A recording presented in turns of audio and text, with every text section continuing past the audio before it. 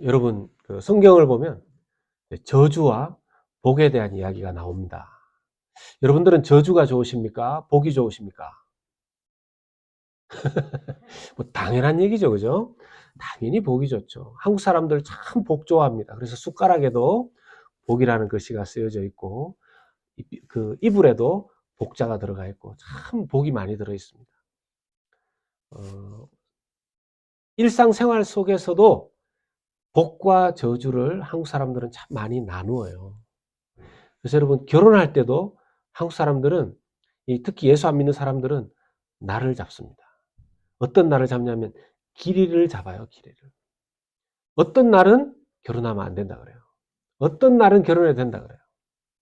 이사할 때도 날을 잡는다 그럽니다.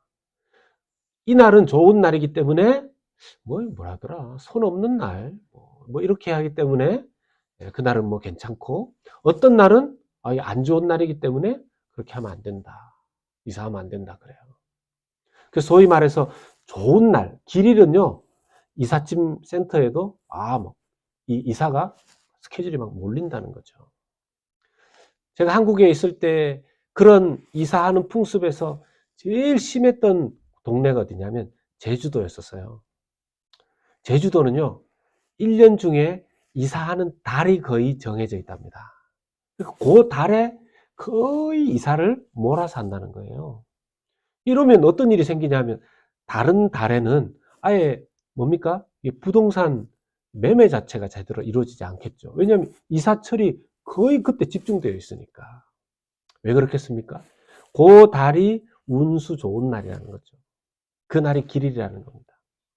사람들의 이 일상생활 속에 이것은 나쁜 것, 이건 저주, 이거는 복된 것, 이건 좋은 것, 이렇게 참 많이 나뉘어져 있습니다. 어떤 일은 이건 복 나간다 하지 마라 이렇게 이야기하고, 이것은 참 복된 것이다 이렇게 얘기합니다. 뭐 사주를 보고 토정 비결을 보고 하는 것도 복과 저주를 구분하려고 하는 거 아니겠습니까? 근데 여러분, 사람들은요, 저주는 자기에게 뭔가 부정적이고 잘못되는 운명적인 것이라고 생각하고, 복은 자기에게 뭔가 좋은 기운이 들어오고 좋은 운명이 이루어지는 것이라고 생각을 하는데요. 성경이 말하는 저주와 복은 뭘까요? 성경이 말하는 저주와 복은요, 하나님께로부터 죄를 짓고 떨어져 나간 그 자체가 저주이고요. 그 저주의 궁극적인 형벌이 뭐냐 하면, 심판 이후에, 죽음 이후에 영원한 형벌을 받는 것이 저주라는 것입니다. 그럼 복은 뭘까요? 복은 하나님을 만나는 것이죠. 하나님과 올바른 관계가 맺어지는 것입니다. 자, 그런 측면에서 보면 여러분들은 복된 인생입니까? 아니면 저주받은 인생입니까? 복된 인생인 줄 믿으시길 축원합니다. 어떤 분들은 복을 받았으면 죽음도 지나가게 해주시면 안 좋을까요? 근데 죽음은 한 번 태어난 사람은 믿는 자든 믿지 않는 자든 죽음은 똑같이 받아들여야 됩니다. 그런데 예수 그리스도를 믿고 복받은 인생은 어떻게 됩니까? 죽음 이후가 영원한 복락의 삶이 되는 것이고, 예수 믿지 않는 자들은 그 저주가 죽음 이후에 영원한 형벌로 이어진다는 것입니다. 참 그런 측면에서 예수님을 누구는 이야기하죠.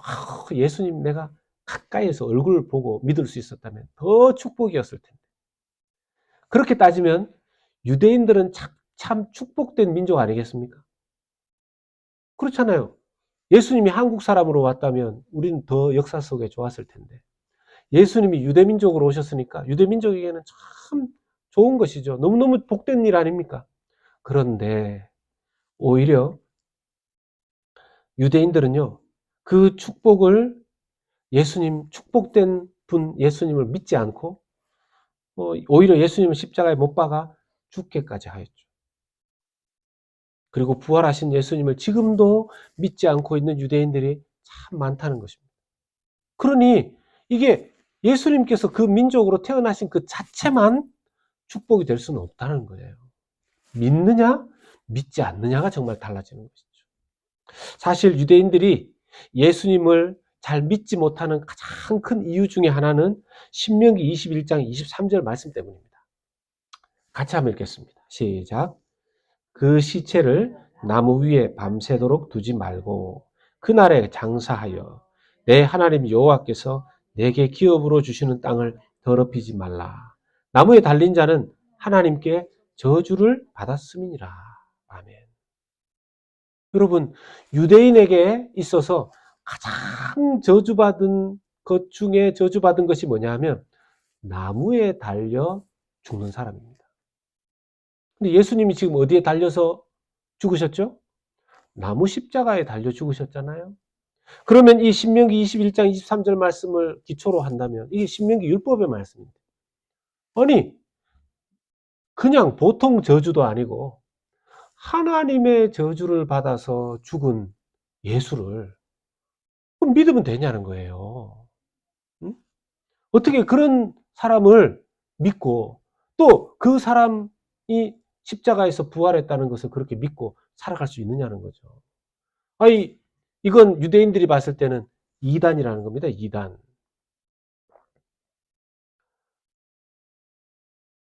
절대로 나무 십자가에 저주받아서 죽은 사람을 믿을 수 없다. 그걸 믿었던 유대인들 중에서 대표적인 사람 중에 누가 있습니까? 유대인 국회 사내들인 공회의 국회의원이고 바리새인 중에서 그 당시에 뭐 이스라엘의 장로 그룹 아닙니까? 율법사들 중에 율법사들 아닙니까? 바리새인 중에 또 최고의 바리새인이고 당시에 랍비 하면은 이 힐렐 학파가 샴마이 학파가 있고 이제 힐렐 학파가 있다고 그랬는데 그 중에서도 존경받는 랍비가 가말리엘이라는 사람입니다. 이 가말리엘이라는 사람의 거의 수제자격에 해당되는 사람이 있는데 그 사람이 누구냐면 변화받기 전에 사울입니다. 이 사울도 유대인 중에 유대인이고 유대인 국회의원 중에 한 사람이고 젊어서 바리새인이고요. 이 뜨거운 이 청년의 가슴이 뜨거운 열정이 넘치는 이 사람이 아니 이단 예수를 사람들이 믿는다니 그걸 또 부활했다고 또 믿는 사람들이 있다니 이 이단 도당들을 싹 다 잡아가지고 감옥에 쳐넣는 것이 이 사람 가슴 속에 타오르는 열정이었습니다. 그런 그가 다메섹에서 부활하신 예수님을 만나지 않습니까? 부활하신 예수님을 만나고 그가 깨달았어요. 뭘 깨달았냐? 아까 이 신명기 21장의 이 말씀이 예수님께서 나무 십자가에서 받으신 저주는 자기 자신의 죄와 허물 때문이 아니었고 우리의 죄와 허물 때문에 우리 대신 저주를 십자가에서 받으셨다는 사실을 깨달은 것입니다. 그것을 깨달은 사도 바울이 갈라디아서 오늘 읽은 3장 13절에 이렇게 고백하는 거예요. 오늘 우리가 읽었던 걸 사도 바울의 깨달음 이후의 고백입니다. 같이 읽어보겠습니다. 시작. 그리스도께서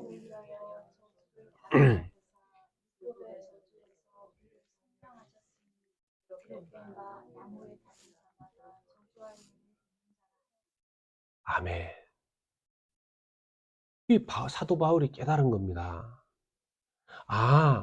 신명기 21장의 그 내용은 맞는 내용인데 나무 십자가에 달려 죽은 자는 하나님께 저주를 받은 자가 맞는데 예수님은 자기 죄와 허물 때문이 아니었고 우리의 죄와 허물 때문에 우리를 대신해서 우리 대신 십자가에서 저주를 받으시고 죽으셨구나 하는 것을 깨달은 것입니다. 그리고 그 십자가에서 우리를 대신해서 저주를 받으셨기 때문에 우리가 속량되었다고 말합니다. 이 속량이 뭐냐 하면요. 속량이라는 말은 값을 지불하고 자유롭게 풀어준다 하는 뜻이 있습니다. 누구에게 해당되는 말이겠습니까? 종이나 노예에게. 옛날에 한국에도 종 있지 않았습니까? 노예죠, 노예 있지 않았습니까? 그 사람을 자유롭게 풀어주려면 몸값을 지불해야 된다라는 거죠. 그게 이제 그렇게 몸값을 지불하고 풀어주는 일을 속량한다. 이렇게 말했습니다. 아니, 그런데 우리가 그러면 우리를 속량했다 그랬는데 우리가 뭐 무엇의 노예였다는 겁니까? 우리가 무엇의 종이었다는 겁니까? 로마서 6장 17절이 우리가 누구의 종이었는지 말씀해 주죠. 같이 읽어보겠습니다. 시작. 하나님께 감사하리로다. 너희가 본래 죄의 종이었더니 너희에게 전하여 준 바 교훈의 본을 마음으로 순종하여. 우리가 이전에 죄의 종이었다는 겁니다. 여러분, 우리가 이전에 죄의 종이었다면, 죄의 노예였다면 죄는 우리의 무엇이었다는 겁니까? 주인이었다는 거죠. 주인이었다. 그러니까 주인이 시키는 대로 이리 끌려가고 저리 끌려가고 그렇게 살다가 여러분 죄의 종으로 이 죄를 주인으로 삼고 질질 끌려가는 삶을 살다가 인생 마지막은 뭡니까? 사망이죠. 로마서 6장 23절 인간의 죄된 인간의 운명이 나오죠. 같이 읽겠습니다. 죄의 삭은 사망이요 하나님의 은사 선물은 그리스도 예수 우리 주 안에 있는 영생이니라. 아멘. 여기서 말하는 죄의 삭시 사망이라는 건요. 그냥 모든 사람이 죽는 그 사망을 말하는 게 아닙니다. 영원한 형벌을 말하는 거예요. 영원한 지옥 형벌을 말하는 겁니다. 그런데 예수님께서 우리의 죄와 흠을 위해서 대신 우리가 받아야 할 모든 저주를 받으심으로 우리가 그 죄의 저주에서 죄의 종노릇에서 풀려나고 속량되고 해방되었다라는 것입니다. 믿으시길 축원합니다. 아멘. 아멘. 그런데 아직도 예수 믿지 않는 사람들은 그 저주 속에서 죄의 노예로 죄의 종으로 살아간다는 거잖아요. 그거 왜 모를까요? 네? 죄의 종으로 살아가는지도 모르고 나는 죄의 종 아닙니다. 난 내 하고 싶은 대로 삽니다. 난 하나님 안 믿고 예수님 안 믿을 뿐이지. 이렇게 이상한 소리를 한단 말이에요. 왜 그럴까요? 고린도후서 4장 4절입니다. 같이 읽겠습니다. 시작. 그중에 이 세상의 신이 믿지 아니하는 자들의 마음을 혼미하게 하여 그리스도의 영광의 복음의 광채가 비치지 못하게 함이니 그리스도는 하나님의 형상이니라. 아멘. 여러분 사람이요 이렇게 정신이 혼미해지고 이러면 뭐 말귀도 못 알아듣고 앞뒤도 분간도 잘 안 됩니다. 그렇지 않습니까? 여러분 죄의 종으로 살아가는 기간 동안 이 세상의 신은 뭐죠? 마귀 아닙니까? 귀신 아닙니까? 그러니까 마음이 혼미하게 돼서 의심하고 바르게 바라보지 못하고 그러면서 하나님의 그 영광의 복음을 깨닫지 못하고 살아가게 되더라는 것이죠. 그런 의미에서 정말 그리스도의 그 복음의 영광을 깨닫고 믿게 되신 여러분들과 저는 주님의 놀라운 은혜 속에 살아가고 있는 줄 믿으시길 주님의 이름으로 축원합니다.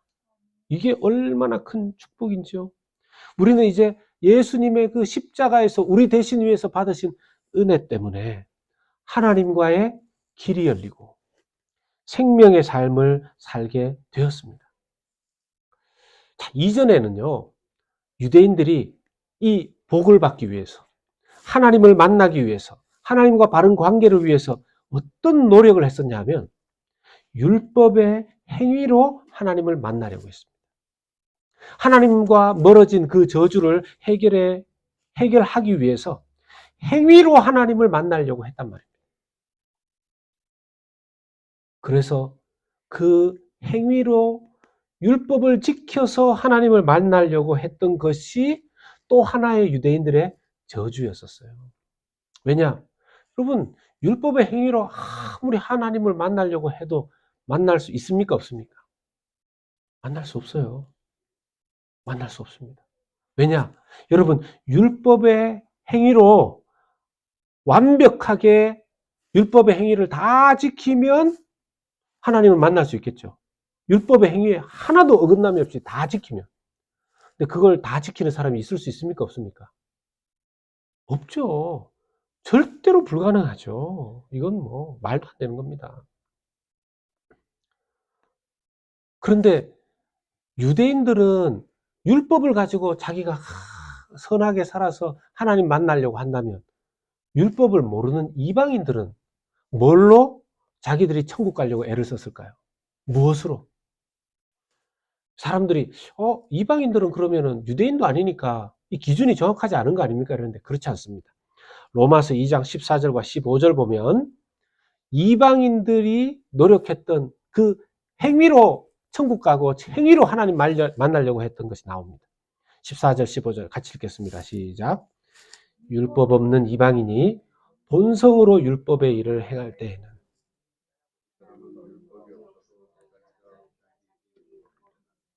15절요. 이런 이들은 그 양심이 증거가 되어 그 생각들이 서로 혹은 고발하며 혹은 변명하며 그 마음에 새긴 율법의 행위를 나타내느니라. 여러분, 유대인들 아닌 이방인들은 율법이 없는데 뭐가 율법이 된다는 겁니까? 자기에게. 자기 양심이요. 자기 양심. 예수 안 믿는 사람들도 양심이 있지 않습니까? 예수 안 믿는 사람도 자기 어떤 나름대로의 도덕 기준이 있어요. 그래서 뭐 말하잖아요. 저건 저 사람 저러면 안 되는데. 저건 저렇게 말하면 안 되는데. 사람이 이렇게 살아야 되는데. 저렇게 살아야 되는데.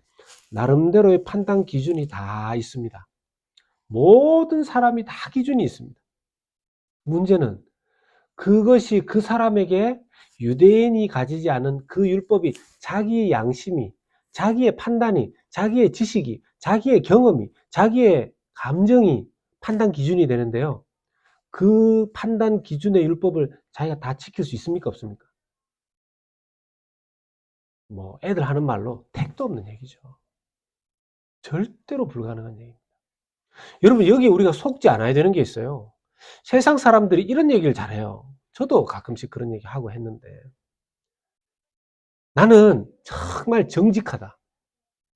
난 정말, 나는 거짓말이 아니다. 정말 정직하게 하는 말입니다.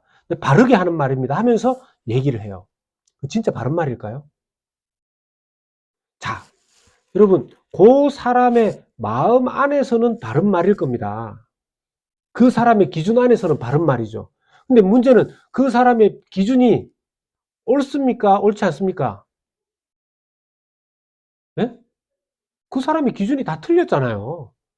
그 사람의 기준이 자기 자신 아닙니까? 만약에 자기 자신의 기준이 잘못됐으면요.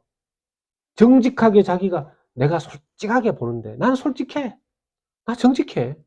내가 솔직하게 얘기합니다. 얘기하지만 그 솔직함이 의로운 것이 될 수 있나요? 없죠. 왜요? 자기 기준 자체가 이미 잘못됐는데. 우리가 그 착각 속에서 참 많이 살아가요. 그래서 솔직하게 해준다고 하는 얘기들로 서로 뭡니까? 판단하고, 정죄하고, 정죄받고, 정죄하고, 그렇게 사는 거 아닙니까? 그러니까 이 세상 자체가 자기의 기준으로 서로 그렇게 저주된 인생을 살아가게 되더라는 거예요. 결국 이 죄와 허물에서 벗어날 수 있는, 이 저주에서 벗어날 수 있는 방법은요, 딱 하나밖에 없습니다. 이 저주의 죄 사슬에서, 이 종에서 벗어날 수 있는 건 딱 하나밖에 없습니다. 오직 예수 그리스도께서 우리 대신 십자가의 저주를 감당하셨다라는 것을 믿는 것, 그것밖에 없는 줄로 믿으시기를 축원합니다. 이게 왜 중요하냐면요, 여러분, 우리는 아무 공로 없이 예수님께서 우리를 대신해서 십자가 지신 그것을 믿는 것으로만 우리의 저주가 풀리고 우리가 의롭게 될 수 있습니다. 그러면 여러분, 그 이후의 신앙생활은 뭘로 해야 되겠습니까? 그 이후의 신앙생활은 많은 사람들이 그 이후의 신앙생활을 선한 행위로 또 하나님께 예쁘게 보이고 잘 보이려고 해요. 여러분, 이게 아닙니다. 이러면 또 율법으로 돌아가는 거예요. 성경에서는 우리에게 뭐라고 얘기합니까? 오직 믿음으로, 오직 따라 사십시다. 오직 믿음. 오직 믿음으로 말이죠. 오직 믿음으로. 여러분, 이 부분을 우리의 삶에 적용시켜서 잘 보십시다. 첫 번째, 우리가 이것을 믿는다면요. 첫 번째 우리가 기억해야 되는 것이 우리는 율법의 저주가 아닌 오직 믿음으로 사는 자가 되어야 합니다. 같이 한번 읽어봅시다. 시작. 율법의 저주가 아닌 오직 믿음으로 사는 자가 되어야 합니다. 아멘. 여러분, 그러면 이걸 또 잘못 오해해서 그러면은 올바른 행동은 안 해도 되는 건가요? 아니죠. 오직 믿음으로 행해야 된다 그랬죠. 오직 믿음으로 행해야 된다. 믿음으로, 예수 그리스도를 믿는 믿음으로 내가 살아가는 거라는 거죠. 하나님 말씀을 보면서 믿음으로 내가 그냥 순종하는 겁니다. 믿음으로. 목적과 동기가 다른 거죠.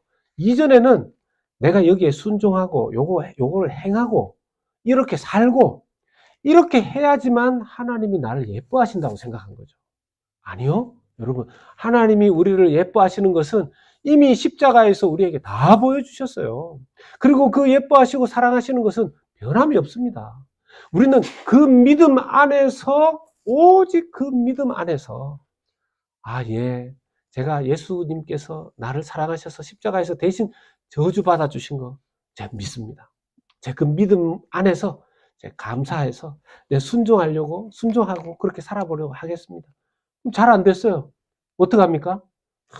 어떻게 예수님 십자가에서 날 대신해서 저주받으셨는데 이것도 못하고 이것도 순종을 못하는 거야. 자기를 막 채찍질하고 남들도 당신은 예수 믿으면서 어떻게 목사쯤 돼서 어떻게 장로가 돼서 어떻게 집사가 돼서 그런 것도 순종 못하고 남도 막 회초리 때리고 그게 믿음이 아니라는 거예요.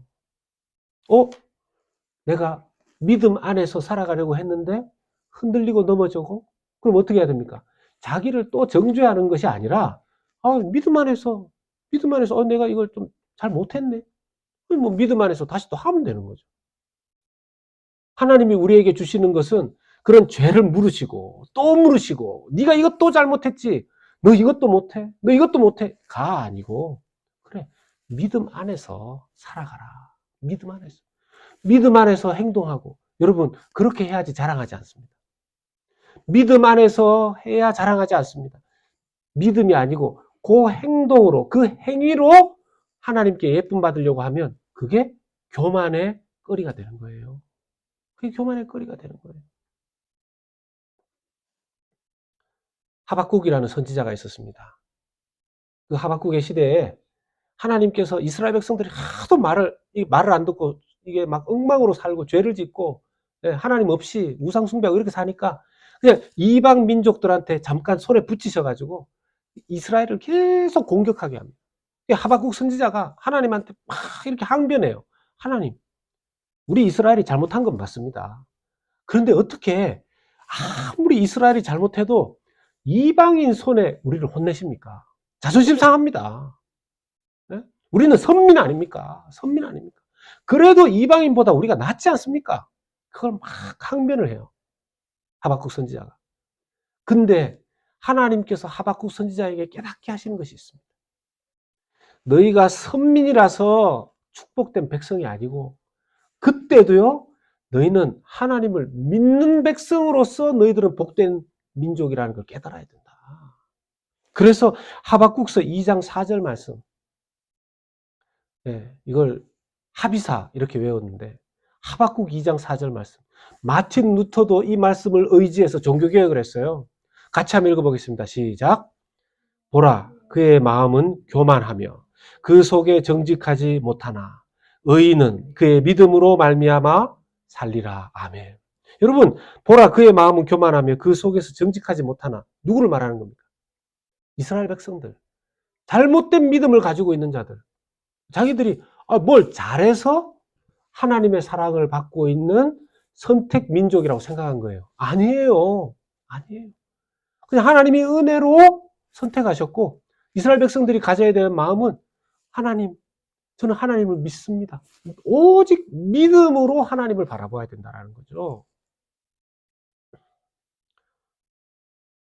계속해서 은혜의 시대를 살고 있음에도 불구하고 하나님, 제가 은혜 받아서 하나님의 말씀, 제가 이거 믿고 이거 행동으로 다 옮겨서 천국 가려고 하는 게 아니고 하나님 믿는 믿음 안에서 은혜로 감사해서 아이고, 네, 순종하겠습니다.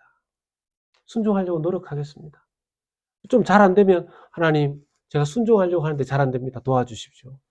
믿음 안에서 은혜로 하라는 거죠. 그럼에도 불구하고 계속해서 율법의 행위 아래 살아가려는 유혹이 있습니다. 하나님 앞에 스스로 자격과 조건을 구비해서 선한 행위로 공로를 쌓아가지고 하나님 앞에 남다른 존재가 자꾸 되려고 하는 그런 생각을 가진 거죠. 그렇게 해서 하나님을 만족시킬 수 있다는 착각을 하는 겁니다. 착각을 하는 겁니다. 이건요, 나중에 저는 여러분들과 함께 이 부분을 계속해서 좀 더 나눌 겁니다. 그리고 두 번째는요, 이 세상의 저주를 해결하시는 유일한 복음을 전하는 자로 살아야 된다는 것입니다. 한번 따라서 하십시다. 같이 한번 읽어봅시다. 시작. 이 세상에, 여러분, 이 세상 죄의 노예와 종으로 사는 인생의 유일한 해결책, 열쇠가, 그것을 속량할 수 있는 그것이 예수 그리스도의 복음밖에 없음을 믿으십니까? 우리는 이 미국 땅에 살아서요, 이것이 얼마나 큰 축복인지 잘 모릅니다, 사실. 좀 잘 몰라요. 복음이 없는, 복음이 잘 안 들어가 있는 그런 오지나 선교지나 이런 데를 가보면요, 예수 믿는다는 게 얼마나 큰 축복인지 그때 더 많이 깨닫는 경우들이 많습니다. 데이빗 플랫이라는 유명한 목사님이 계세요. 레디칼이라는 책을 쓰시고 예수 운동하시는 목사님인데, 한 번은 히말라야로 이제 여행을 좀 가게 됩니다. 계기가 있어서. 여러분, 히말라야에도 우리는 히말라야 그러면 이제 높은 산만 있는 걸로 아지 않습니까? 거기 사람들이 살아요. 자, 그렇게 높은 고산지대에 사는 사람들이 예수님을 알까요, 모를까요? 대부분의 사람들이 거기서 예수님을 잘 믿고 알까요, 모를까요? 잘 모르죠. 그런 오지로 갈수록 바닷가 또는 산, 막 이렇게 오지로 갈수록 예수님의 복음을 들을 기회가 잘 없지 않습니까? 데이빗 플랫 목사님과 그 일행이 이렇게 가보니까 마을을 이렇게 타고서 하루하루 등반을 하면서 올라가는데 예수 믿는 사람이 잘 없는 겁니다.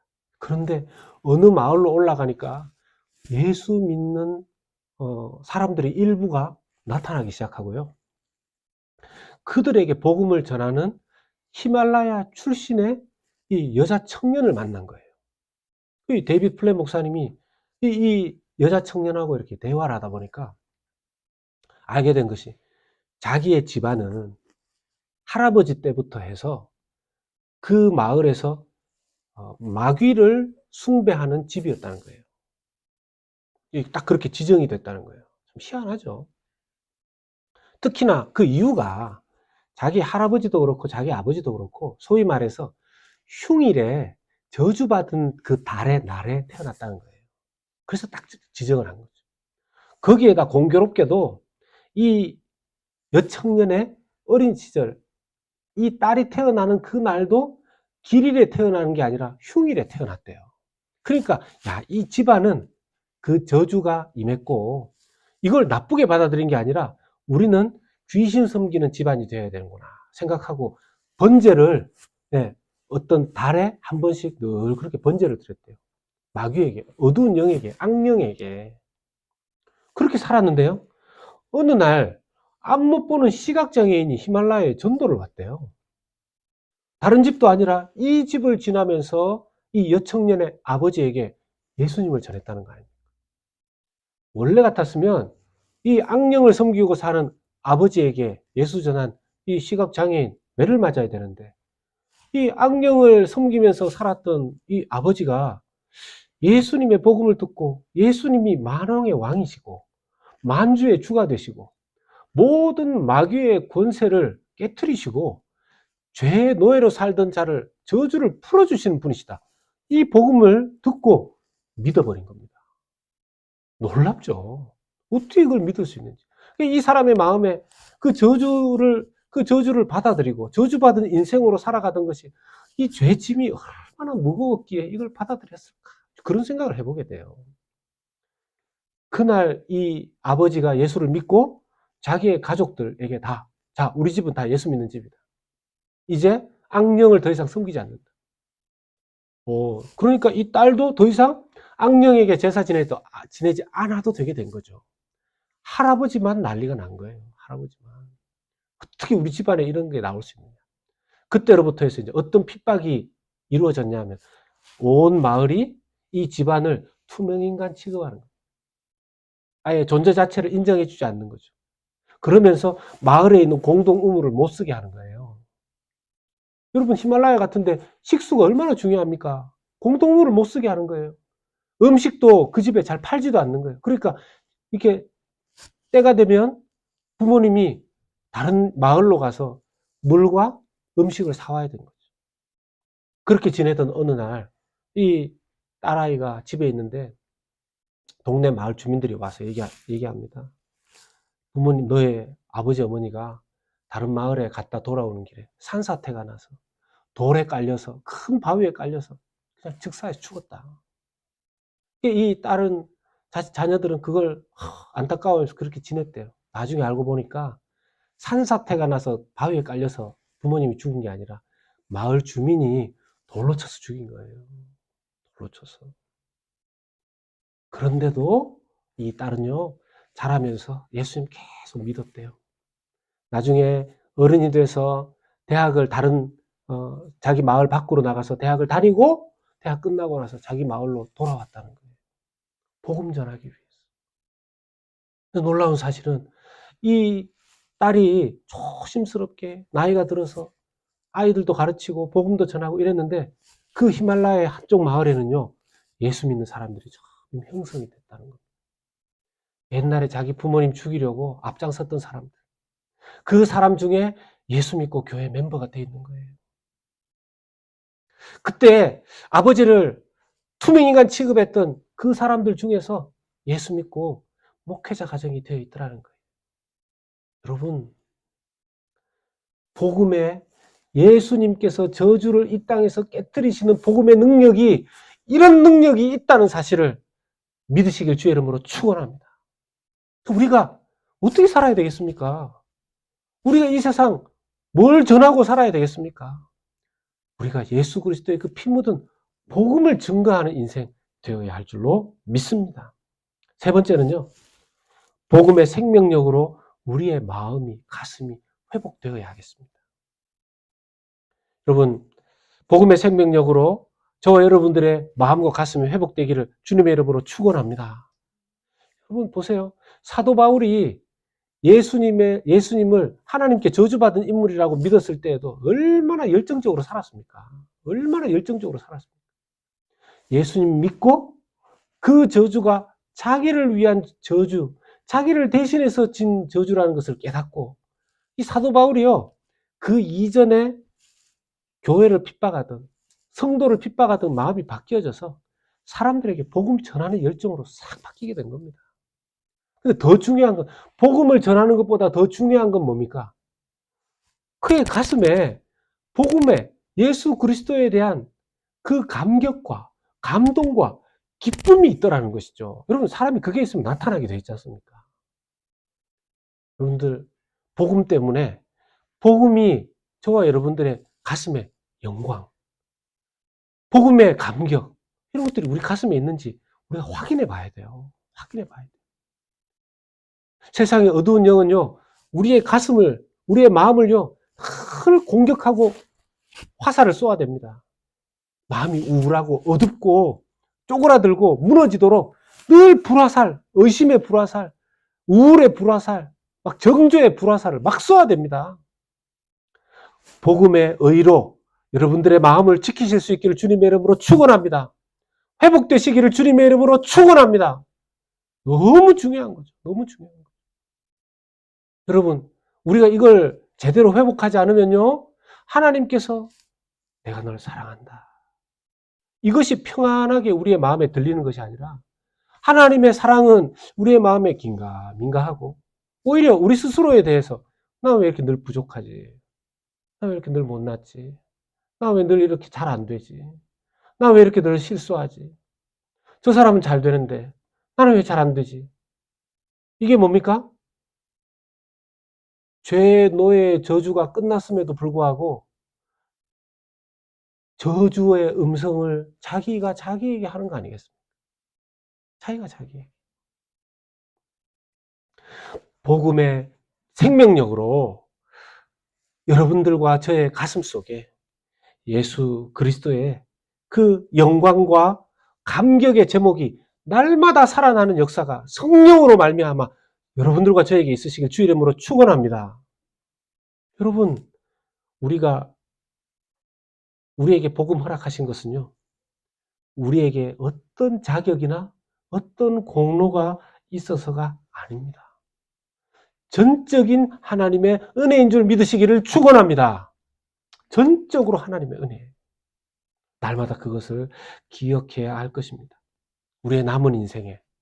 여러분, 내가 예수 믿는 이유, 내가 예수님을 믿는 그 영광과 예수님을 믿는 그 기쁨과 감사가 여러분들 10년 가운데 늘 가슴 벅차게 임함으로 말미암아 주님 오실 때까지 그 주님께 감사하며 그 주님께 기뻐하며 그 주님을 증거하는 저와 여러분들의 삶 될 수 있기를 주 예수 그리스도 이름으로 권면하며 축원합니다.